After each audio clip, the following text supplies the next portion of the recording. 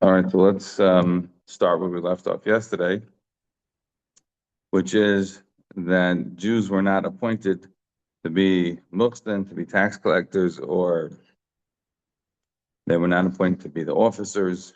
That was about 3 lines up from the widest lines in the Gemara, up to Vehika Hashem, the pasuk that Vehika Hashem is Yisrael Kasher Yonan Hakana.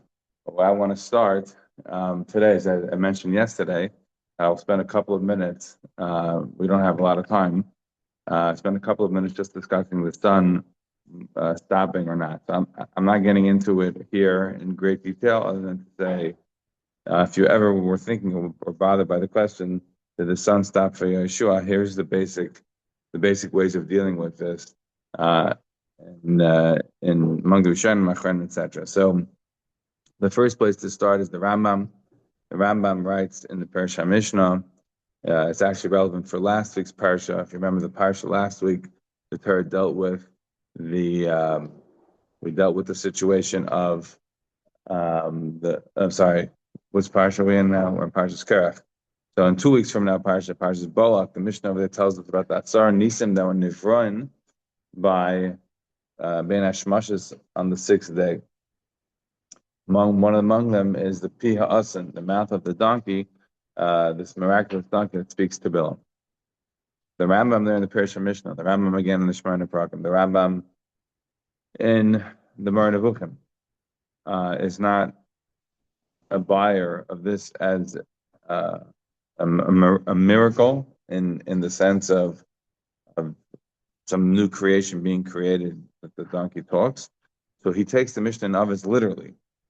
That is to say, the Rambam suggests in the Parsha Mishnah that within nature was built-in miracles. It's part of the flowing of nature that at a certain date, the Yam Suf would split. At a certain date, this donkey would talk. It was inbuilt. It was gebayt in nature. It's not something that's a new creation. The Rambam in the Moreh Nevuchim goes further than what he says in the Parsha Mishnah, and over there he denies the idea that there was a talking donkey at all. So in other words, in the Parsha Mishnah, he goes with the Mishnah that there was a talking donkey, but it wasn't miraculous. It was just part of nature, which did something that was a bit odd that day. But again, the fact that we have gravity is just as miraculous. We should be stunned by gravity just as we are stunned by a talking donkey. It's just because we're used to gravity as an ongoing, repetitive miracle that we are not. But the laws of nature are just as miraculous. That's one idea of the Rambam. Like I said, in the Moreh Nevuchim, he goes much further. He says that the talking donkey never happened. It was simply a dream of Bilam's that he had a donkey that he was talking to. So there, it's clear what's bugging him is the idea that he does not want to say that there were these miracles that were brought in by Shishmei Berezus. He preferred to say that there was no miracle at all and say it's all a dream.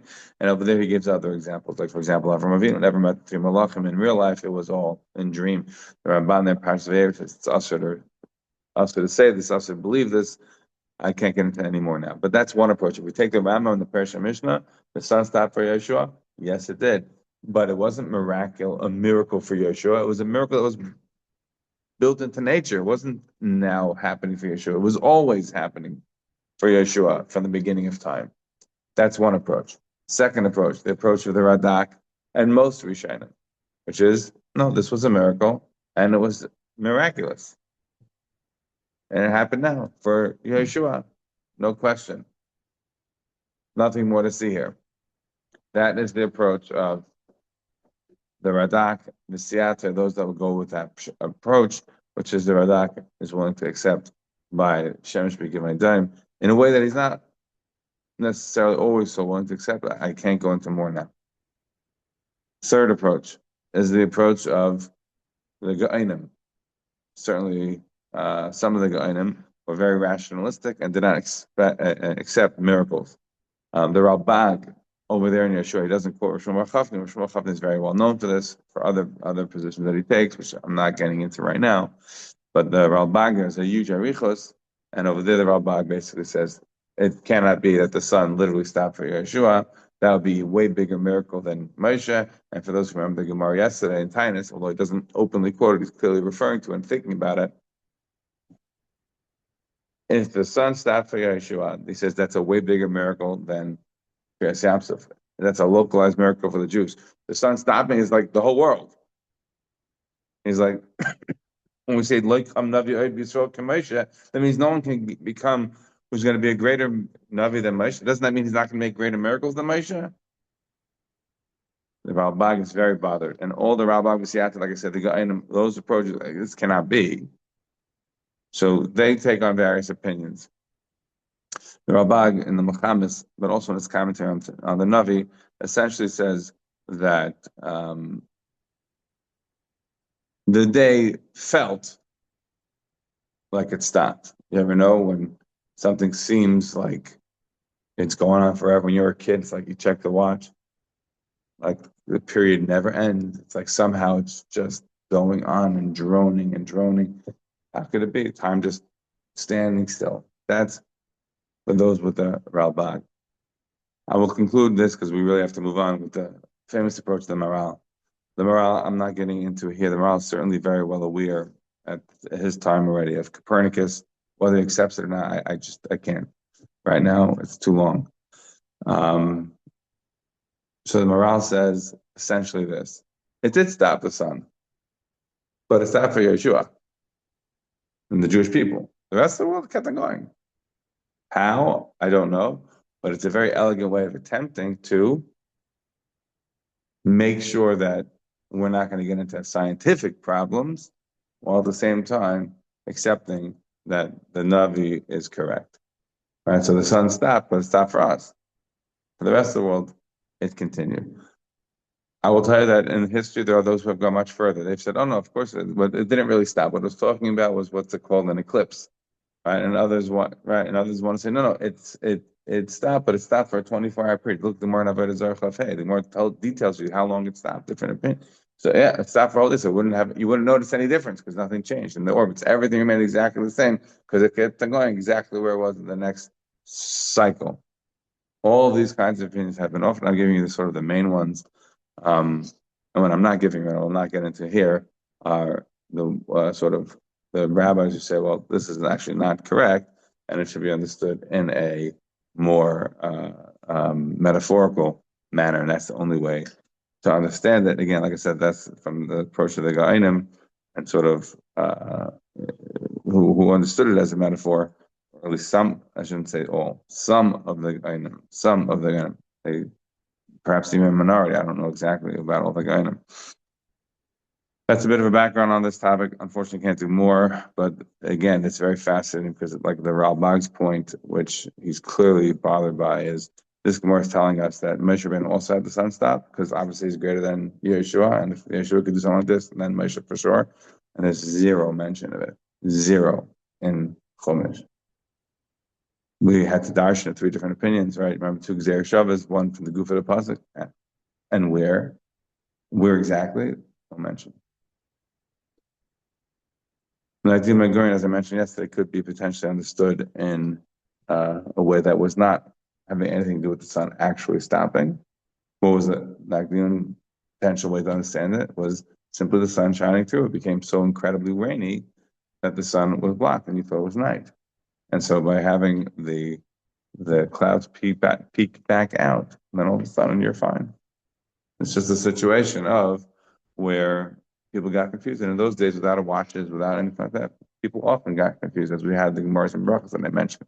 If that's the case, then it could very well be that in the situation of Yeshua, maybe they also, sort of got confused.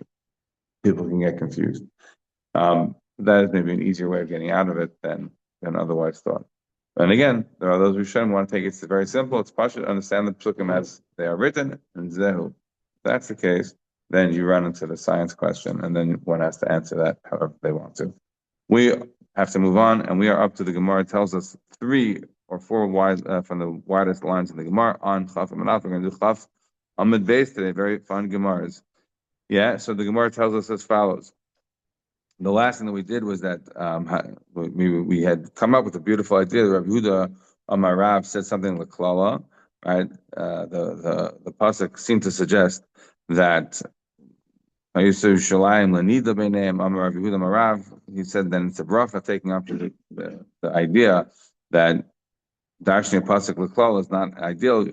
We wanted to try to make it lebracha, and then we had Rav Huda on his own making a few things like brachas. And the last pasuk was v'gam ani nasanti eschem nivzim u'shvelim. Right, Hashem's going to make us into be shuffled like nebuchs. If that, how's that a bracha? How's that a great thing? Says Rav Yehuda, no. You know how being mevuzah is a great thing? The great thing is because of the fact that we are not going to be appointed to these terrible jobs.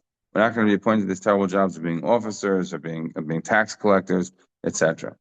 Now, I should just mention that we have, because we're going to, according to at least one, according to the simple reading of the Gemara that we're going to have soon, there was one famous rabbi who was appointed as an officer, we discussed this when we did the topic of Nasira. That was Rabbi Lezer ben Shimon Chai, and the Gemara Hegimel and Beis B'Mitzia, also Shmuel Rabbi Yossi and Pedalim and Alf there in B'Mitzia. They were appointed as officers and they worked for the Roman government. Put that on the side for the moment. We'll come back to it. Maybe if we have a few minutes today. All right. So Zotamar Pasuk V'Hikla Hashem Es Yisrael Kasher Yanud Hakone B'Mayim. Hashem is going to hit the Jews like the reeds hit the water. If you ever been to like near a river or the Everglades, you see that there's certain kinds of vegetation that's able to grow in the water, brackish water, fresh water, salty, whatever. But there's different mangrove forests, right? There's different things that can grow very nicely in the water. And reeds are one of those things that grow really beautifully in the water. So Hashem is going to hit the Jews like the reeds hit the water. It says right? So very interesting. Rabbi Marav says the name of Rabbi Shmuel Menachman Rabbi Yonasan. Don't 100% get that how that shalshalis works, but either way, my dechsiv. What does it mean in pasuk? Ne'eman pitzei oyev v'ne'ataris neshigos einei. Right? What does that mean? That the blows from somebody that you love, right, are going to be better than the kisses from somebody that you hate. As follows: Toiva klala shekilal achia shilenis Yisrael. It's better. It's better to have the klala that achia shilein was this navi. Here we have another similar situation. Achia shilein, if it's taken by some as literally lived. He was from the Yotzei Mitzrayim, and he literally lived through the times of the Shoftim, all the way through the Shmuel and Shaul and David and Shlomo, and now he's getting active by the times of Rechavam and Yeravam, and that's only when he becomes a Navi, or at least only when his Navius is recorded. That's over 400 years, almost over 500 years. He was a quiet and old person. Not everyone wants to take it literally, but according to those that do, you would have to answer again this question in terms of the science aspect of Shabbat. Says the Gemara. So the Klala that Achia Shileni gave a curse, right? Which he said what? That Hashem is going to hit the Jews like the reed hits the water. Is Yesemi Bracha Shebercham Bilam Rasha. That's greater than the bracha that Bilam Rasha gave us, right? Achia Shileni Klalam B'Kana. Achia Shileni cursed the Jews with the kana. Hashem is going to hit the water like the reed. He says to the Jews, just like the kana, the reed stays in the place of water. Right, and it's able to grow really nicely and has a lot of roots. Right, the reeds, if you ever go to them, they're rustling, they're everywhere. Like they pile up near the river. Right, that is the water is not something that hurts them. It's great for them. That helps them grow. I feel called but even a tremendous wind coming along, what happens to the reeds? Right, if you know, in certain areas, right after Hurricane Sandy, right, where they went back to plant the reeds, right, and make these dunes, right, sand dunes. They planted reeds and all sorts of other bulrushes and the like in order to be able to hold back floods, right? Because reeds, you will not knock them over, and they can act like a tremendous bulwark against big flooding. So even if all the winds come along and they're blowing out these reeds, they're never going to move them. They will stay there. They will stand the test of time and whatever natural disaster you throw at them. Right? Damu, Aruchas, right? Amarakana, right? No matter what happens, when the winds calm down, the reeds are going to be Amarakana. The reeds are still going to be standing there nicely. You can move them, you can bang them, you can beat them. But what? They remain. So if Hika Hashem is Yisrael, Kasha Yonah Akana Amayim, right? The same way the reeds get beaten by the water, they get pushed in this. But ultimately, what's the bracha? The moment the winds go down, go away, and the floods go away, the reed pops back up. He doesn't get destroyed. So to the bracha of the Jewish people of not getting destroyed, right? Aval, what's the curse of Bilam? Aval Bilam Harasha, Berachan Be'erez. Bilam Harasha blessed the Jewish people by comparing them to a cedar tree. V'nemar Ka'arozim Alimayim, that he compared us to an erez. An erez is a cedar. Ma erez and a cedar doesn't grow by the water; it grows whatever in the middle of the land. Thing is, a machlan doesn't have tremendous kind of root system and the like. I feel called ruchas shabayil noishvis by ein mezizin esimim kaimei. You're right. Even if all of the winds in the world might come along and blow down the cedar, it doesn't. It will not move. It's very strong. However, it's a certain kind of southerly wind. Boom, aggressive then all of a sudden it's going to be knocked down. So we'll stop there for a second, right? So the Bilam compares the Jews to Ka'arozim Alimayim, which is it's nice. It's a nice thing, but it also doesn't have an unbelievable root system, and then it could, in the right wind, be knocked over, whereas the reed cannot. So better the curse of Achiashi Laini than the blessing of Bilam HaRasha. I'll just mention to you that I heard recently, unbelievable, I did not know this. In California, they have these sequoia forests, which is these unbelievable trees, not the redwoods. The redwoods is also unbelievable. The redwoods are unbelievable because they're gargantuan, right? Hundreds of feet high in the air. The sequoias are unbelievable because it's a big lesson. So I was saying over a vart from Benjamin Netanyahu, which I can't say I heard too many varts from, but this is actually a good vart. It's like Abraham Lincoln's Gettysburg Address. Sharp vart. It's a good vart. If you haven't looked at the Gettysburg Address ever, check it out. It's a great vart.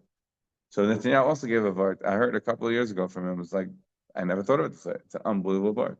So the Jewish people are a tiny nation.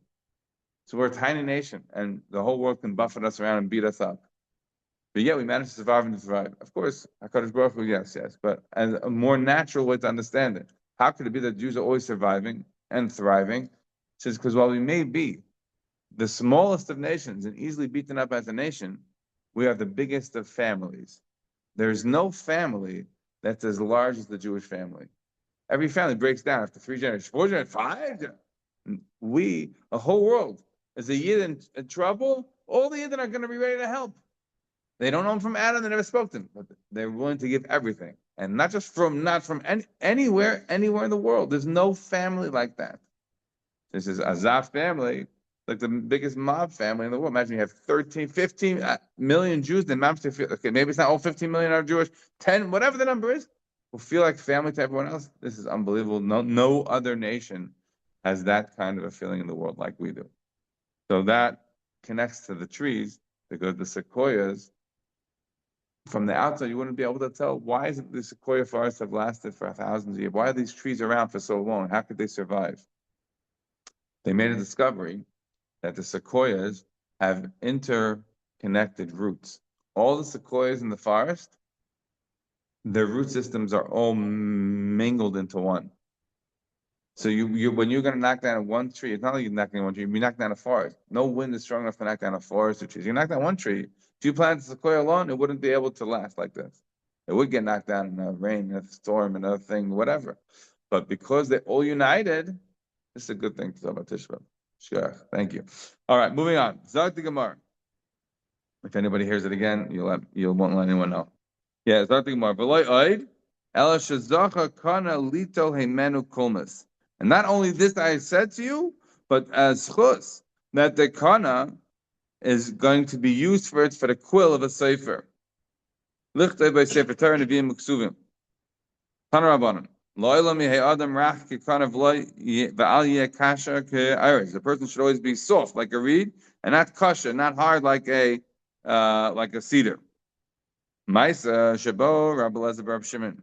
Again, that's what it seems to be from our Gemara. There are versions that want to say Rabbi Shimon ben Elazar, not Elazar Bar Shimon ben Yochai.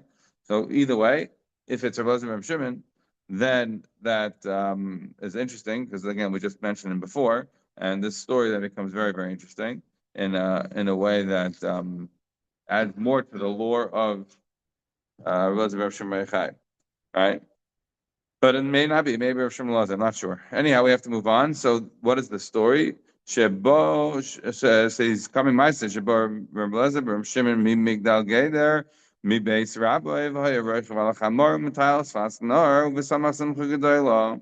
He said, "Died to Gasalam Neshalom Torah Harbe." He was coming on donkey from his Rebbe's house, and he's so happy, and he's not much feeling great about himself. Why? Because he's learned so much Torah. We turn the page now to Chafam Beis. And he meets somebody who is disgusting, gross. Amar lo Shalom Alecha Rabbi. The disgusting person says to Reb Shimon, Shalom Alecha Rabbi. He does not respond to him. Amar lo Reika. And then he says to the ugly person, "You empty person, how ugly are you? Is the rest of your community like you?" Amalei any yedea. He says, I don't know. Why don't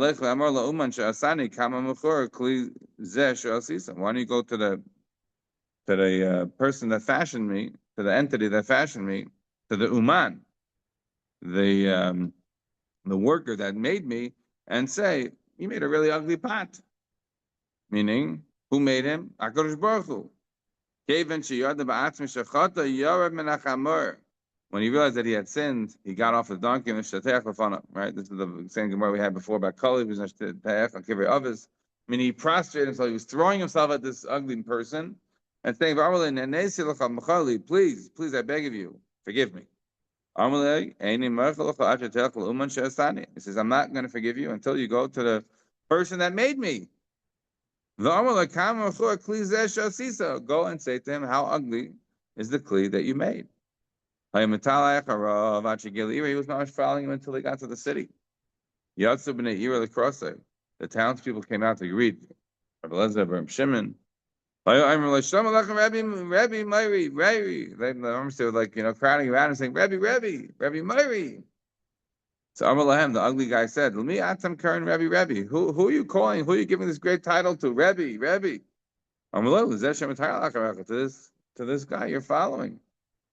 This is a big, huge rabbi. Amar Lahem, Imzer Rabbi, Al Yirbu Kamaisa Yisrael. If this is somebody you're calling Rabbi, let's not make more of him in the Jewish people. That reminds us of the more Yuma Pevav. The more Yuma Pevav tells us their whole Maisa, about how a person's supposed to act as a Talmid Chacham. A person's supposed to act in a way that brings honor to the Jewish people. What does that mean practically? It means that if you're acting in a model way, then when you go out, everyone's going to say, "Wow, look at this person! Look at what kind of parents he must have had! What kind of rabban he must have had!" And you bring a big cover to the Jewish people. But if you don't act in such an appropriate fashion, and they say, "Wow, Al Yabra Kamaisla B'Yisrael," that's what we have over here. It's an unfortunate situation. Somebody didn't act in an appropriate way, and he's saying there shouldn't be many of these guys. This is not an honor to the Jewish people, and it's certainly not an honor to the Rebbeinu Shalom. So Amar Lahem Neima, Amar Lahem Kach V'Kach.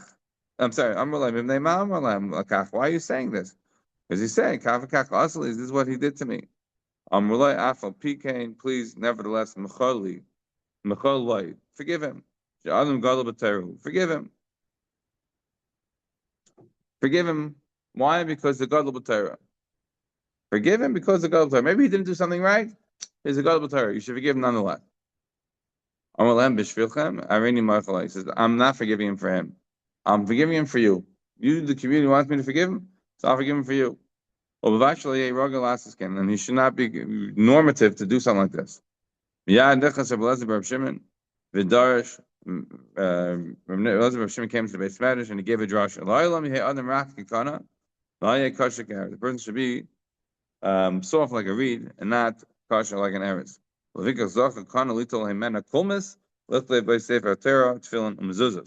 You notice a little bit of a difference here. Last time we said Sefer Torah, Nevi'im and Ksuvim. Now we're saying Sefer Torah, Tefillin, and Mezuzos. That the kana was zeicha to this because it's ideal to be rach kana, to be soft like a reed. So we have a bunch of things that we have to mention over here. Number one, if this is Rabbi Shimon, this is an unbelievable story. Rabbi Elazar Reb Shimon uh, is presumably, I mean, I don't know, did it take place before the cave, after the cave?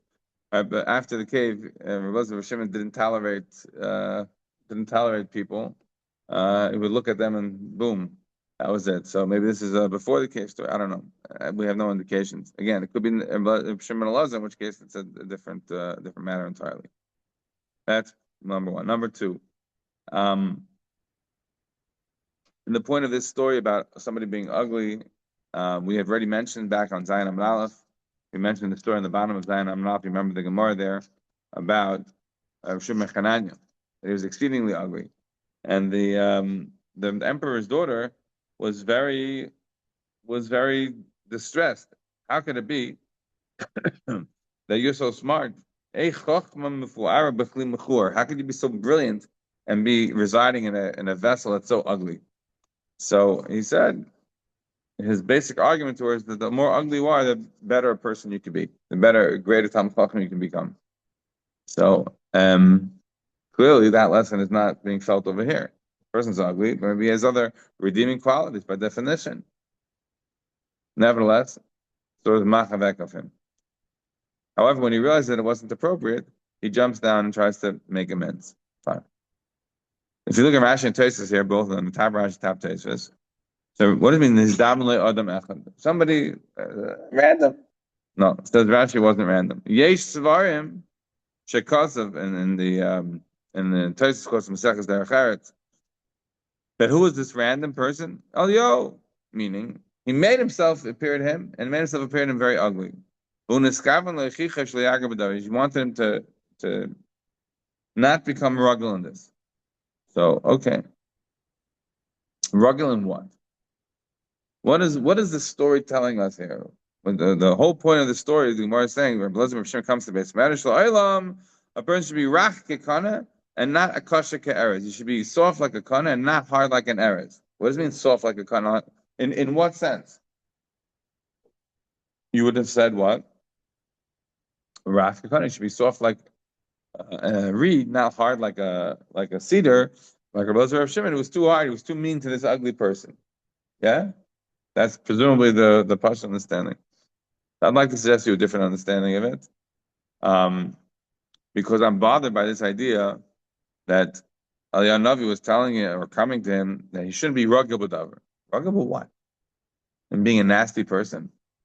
That's the party we're talking about. Either if it's a Shimon Elazar, he's an unbelievable Tana. So that's one. If it's a Elazar Shimon, he's a terrifying Tana. Like the Gemara tells us about Elazar Shimon, that he literally cut that on Pegimel and Beis Dan it says he literally cut out part of his side because after he worked for the government, people accused him of being a chemetz benyan. He literally cut out a piece of his flesh. He was fat.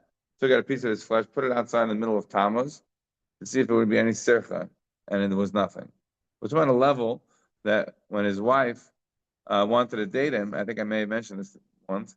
His wife, when Reb Elazar Reb Shimon passed away, so Rebbe wanted to date her. The Gemara there says if you go to Heidal on the base, he wanted to date her, so he asked her on a date, and what was her response? She said, "Klish and ishtamish by peidesh ishtamish by chayil." She said about herself to Rebbe, who's known as Rebbeinu Hakadosh. Why? Because the Gemara in Shabbos then confused telling us about all the unbelievable wise Rebbeinu Hakadosh called Rebbeinu Hakadosh. And that's how she's referring to her husband relative to the that he shouldn't be used to doing this kind of a thing. This is not a normal thing to do. You don't have to be living in a cave. You don't have to be the son of Sherecha. You don't have to be like normal people don't do this. So the way I view it is this is a one-off. This is a one-off for him. In other words, he was going around he said Daite Gasalov Nishlamata. He was feeling so proud of himself. Like unbelievable learning he was doing. Wow, you feel so good.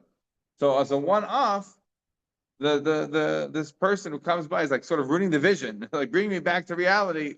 Go away! Why are you so ugly? Stop! And a one-time happenstance. Not that he was going to ever be rugged on doing this. He was never going to be rugged on doing something like this. That would not be a level of a regular person, let alone a Tana. And so I would like to suggest to you, perhaps, I don't see anyone who ever said it, but I'm suggesting to you, maybe the lesson in the Gemara, when he comes into to do a drasha, that this is tongue in cheek. It's not the lesson of Rach Kana Akasha Ka'arz is not on him. It's on this ugly person. He made a mistake. He said, "You're an ugly person." But then he literally got off his donkey and he's traveling behind you, begging you profusely to forgive again and again over the journey, and you will not. The lesson is a person should forgive. Even in the end, he never forgave him for himself, for asking, for saying, "Look, I did something wrong. I apologize." No. He forgave him because the community bothered.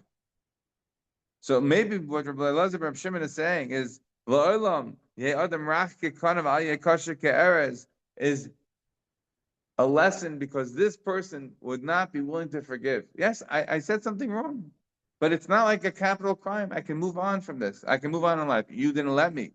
What do we know in Hilchos Tshuva? The Gemara in Human Peizayin, Hilchos Tshuva. What do we know? That if a person asks a few times for mechila and you do not, you don't have to ask anymore. It's done. We codify this in the law. You have to forgive. That was number whatever we are. Next thing I wanted to put in this Gemara is that this is not actually how it happens today. Well, that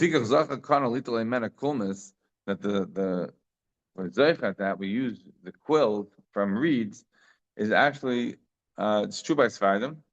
It's true the Sfardim still use reeds as the kana, but the Ashkenazim do not, and that's despite the Ramah. If you look at the Ramah Yeridea in Reish Ayin Aleph and Sif Zayin, the last Ramah there, the last Sif there, the Ramah writes, he brings out the Mordechai, you should really use the kana as the kulmas.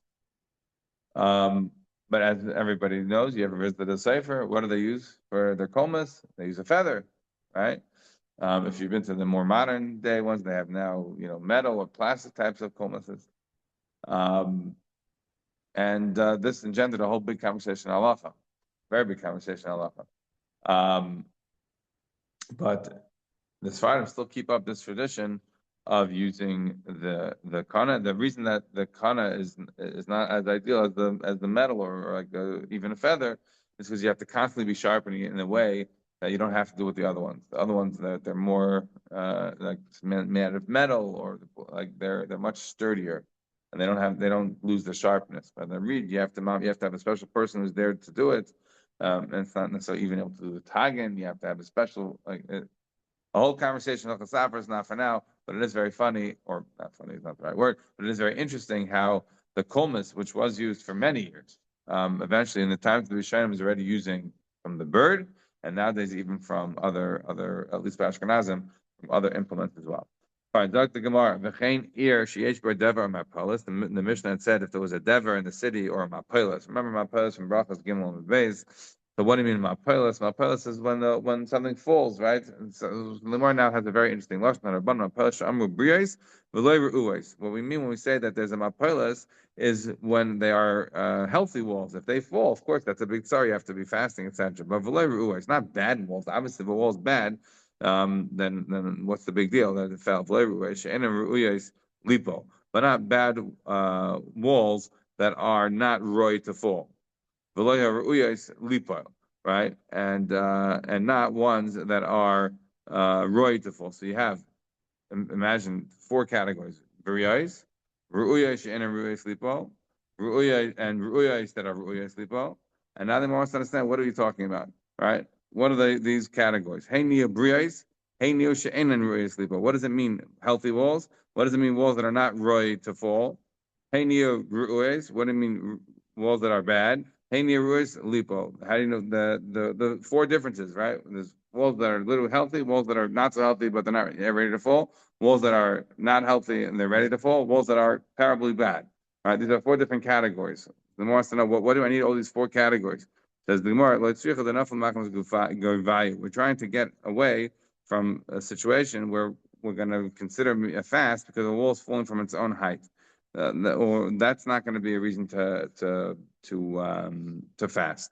Right, if you built a very tall thing, a leaning tower of Pisa, it leans, right? And nowadays they made special things that it shouldn't have fallen or would have fallen years ago, right? Inami the kama denara, or maybe it's standing near a river, right? In other words, it doesn't necessarily have to be a bad wall, but if it's standing in the area where it's prone to earthquakes or going to be susceptible to movement because of the river or the ground is super soft or whatever, there's all sorts of ways that you could have situations where the wall would fall, and we're saying that we're only going to have we're only going to be requiring the fasting only in the situation of where it's a real danger, right? Where the walls are falling because of the fact that despite being healthy, that they're coming down. If they're bad walls, we're not making fast for that.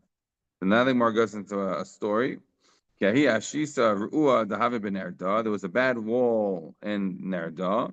We'll have a cholaf Rav Shmuel tuta, right? Rav and Shmuel wouldn't go underneath it. I forgot the kind of even though it was hanging around there for 13 years, this wall, nevertheless, they wouldn't go in there. Yom Echad Ikar of Adabar Avalon. So Rav Adabar was in town. He was a very miraculous person. So Amalei Shmuel Rav Nesim Mar Nakef. He says, let's go around it. Like we shouldn't go next to the wall again. So I'm like, nah. Well, it's a richna. No, we don't need to do that today. Dikar Rav Adabar Ava Bahadin. The enough exclusive blame Stafina. Rav Adabar is with us. He's a big miracle worker, so we can walk by the wall. It's not a problem. So that was very special about Rav Bar. Now we're going to say another story about Rav Bar. Rav Huna Havalehu Chamra Bahu Beisariya. Right, Rav Huna had a bunch of wine in a very bad house that could be prone to fall. Right, you remember Rav Huna? Also, the Gemara we had in Brachos. Rav Huna, when his wine turned into vinegar. Remember there on what was it, the Ham of Beis? Right, he didn't pay his worker well, even though his worker was stealing from him, so he thought he didn't have to pay. A whole mice there back and forth. So, Rav Huna had wine in a house that was prone to fall. It was not in good shape. So he was afraid to go there. Boil but he wants to take out the wine. So Alila Ravada Baravalas. And he brought Ravada Barahava there. Ravada Barahava, he's got a special miraculous powers. When he's around, nothing happens. Right? And that reminds us of the Gemara Kedushin Chav Tetz on the base. Right, where was Rafa Bar Yaakov, I think it was, right? Where he comes, right, after saying to his son, you're not really stagging and learning, and I'm a better learner than you, so you work in the fields, and I'm going to go learn. You support me instead of me supporting you. So he went to go learn, and when he heard, I think it was a buyer, heard that he was in town, so he had him, he said nobody should give him a place to sleep, so he's going to sleep in the base of Medrash, but it was like a bunch of shadim, and because of him, the shadim will have to go away. And Kachava, and so certain people, they're big miracle workers, yeah. So again, so Rav Barava is brought by Rav Huna there. The Mashre b'Shmaita Adapani. So he's talking with him and learning mamish unbelievable, and many times he has the workers taking out all the wine out of the house that's gonna fall. Basa denafik nafal besa. So when Rav Barava left, so then the house fell. Argish Rav Barava ikbid. He got angry about it. The reason they got angry about it was something like Yodam Ravyani Aloil Malyam and Makam Sakana. It says a person, like quoting Ravyana, a person shouldn't stand in Makam Sakana. The Yerma Osinli Nes. Shema Ein Osinli Nes. So a person should stand in Makam Sakana and say, they'll do a Nes for me. Why? Because maybe they won't do a Nes for you. And if you're going to say no, they're going to do a Nes, well, maybe they're going to take off from the Zchuyas of a person. Maybe they're going to take off from the Zchuyas of a person. So right, every nace that a person gets is going to take off from the schuyas. Amar of Hanan, Micro. What does it mean? The pasuk the sifka taintim mikol chasadim mikol emes. Right, Yaakov Avinu says, I got down from I became small from all the chasadim and the emes. Maybe even though you promised that I'm going to be great and everything, but maybe in all the years being my love and etc., I lost some of that.